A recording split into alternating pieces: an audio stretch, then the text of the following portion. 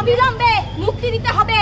এবং এই যে মিডিয়া ট্রায়াল ঘটছে, সেই মিডিয়া ট্রায়াল ছাত্র সমাজ যে বুঝে গেছে এবং ছাত্র সমাজ এই নাটকের এই যে নাটক যে গতকাল রাতে মঞ্চায়িত হলো তা যে পুরোপুরি ধরতে পেরেছে তা আমরা জানিয়ে দিতে চাই। রাশা বন্ধুরা, আপনারা সবাই দেখেছেন গতকাল সমন্বয়কদেরকে ডিবি অফিসে জিম্মি করে রেখে তাদের থেকে একটা জোরপূর্বক বিবৃতি দেওয়া হয়েছে।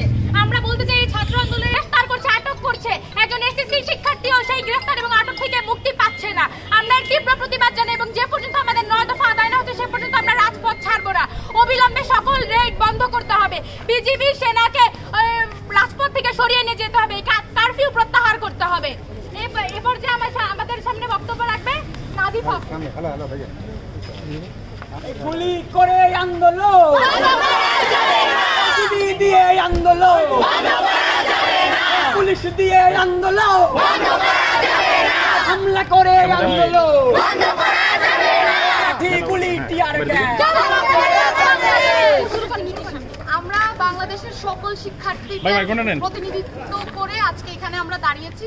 আমরা গতকালের কর্মসূচি অনুযায়ী আমরা আজকে প্রেস ক্লাবে এবং ঢাকা শহরের বিভিন্ন পয়েন্টে আমরা দাঁড়াতে চেয়েছি, আমাদের শিক্ষার্থীরা দাঁড়াতে চেয়েছে, কিন্তু সবগুলো জায়গায় পুলিশ বিজিবি নানানভাবে তাদের সকল প্লাটুন নিয়ে নানানভাবে তারা যেই জমায়েতের মাধ্যমে তারা সেখানের মধ্যে একত্রিত হয়েছে, সেখানে দেখা যাচ্ছে যে স্টুডেন্টের কয়েক গুণ বেশি পুলিশ হচ্ছে বিজেপি সেখানের মধ্যে অবস্থান নিয়েছে। এবং আমরা যে আমাদের প্রোগ্রাম আজকে করতে চেয়েছি, বাংলাদেশে যে সকল শিক্ষার্থীরা গত কয়েকদিনে আমাদের কোটা বৈষম্য বিরোধী আন্দোলনে মারা গিয়েছিল তাদের স্মরণে এবং আমাদের যে 9 দফা দাবি সেগুলোকে সামনে রেখে আমরা যে আন্দোলন চালিয়ে যেতে চেয়েছি, সেখানে তারা আমাদেরকে বাধা দিয়েছে। বাধ্য হয়ে আজকে আমরা এখানে এসে আমাদের দাঁড়াতে হয়েছে এবং আমাদের অনেকেই বিচ্ছিন্ন হয়ে গেছে আমাদের কাছ থেকে। এখানে অনেক শিক্ষার্থীরা আমাদের সাথে সমর্থন রয়েছে, কিন্তু তারা আমাদের সাথে এখানে এসে দাঁড়াতে পারেনি। আমরা তাদের হয়ে বলছি যে ঠিক এই মুহূর্তে বাংলাদেশ একটি বিপ্লবী মুহূর্তে দাঁড়িয়ে আছে এবং বাংলাদেশ তার ইতিহাসের সবথেকে কালো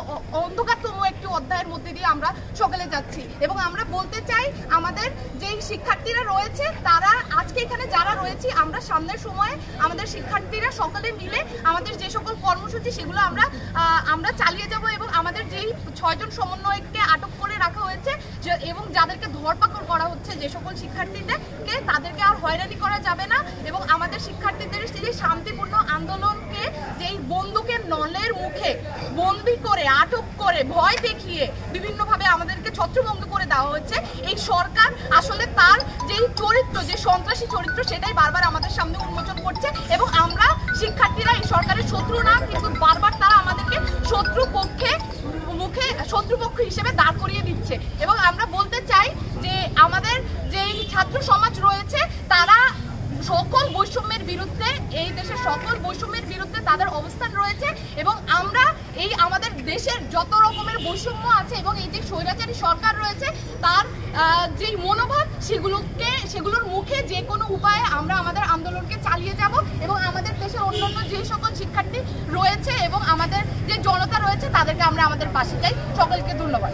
হামলা করে আন্দোলন, হামলা করে আন্দোলন বন্ধ করা যাবে না, হামলা করে আন্দোলন বন্ধ করা যাবে না, লাঠি গুলি টিয়ার গ্যাস, লাঠি গুলি টিয়ার গ্যাস, পুলিশের গুলির বিরুদ্ধে লড়তে হবে একসাথে। অবিলম্বে কারফিউ প্রত্যাহার করতে হবে, অবিলম্বে কারফিউ, লড়াই লড়াই লড়াই চাই, লড়াই করে বাঁচতে চাই, বাধা আসবে যেখানে, লড়াই হবে সেখানে, লড়াই হবে সেখানে, হামলা করে আন্দোলন বন্ধ করা যাবে না, দমন পীড়ন করা হচ্ছে, তাদেরকে আটক করা হচ্ছে, সেই সবগুলোর বিরুদ্ধে আমরা কথা বলার জন্য আজকে এখানে দাঁড়িয়েছি। এবং আমরা আমাদের 9 দফা দাবি পূরণ না হওয়া পর্যন্ত আমাদের যে কর্মসূচি সেটা চলমান রাখবো। আজকে ডিবির পক্ষ থেকে বলা হয়েছে যে তাদের ছেড়ে দেওয়া হবে, তো আপনারা কতটুকু আশ্বস্ত হচ্ছেন?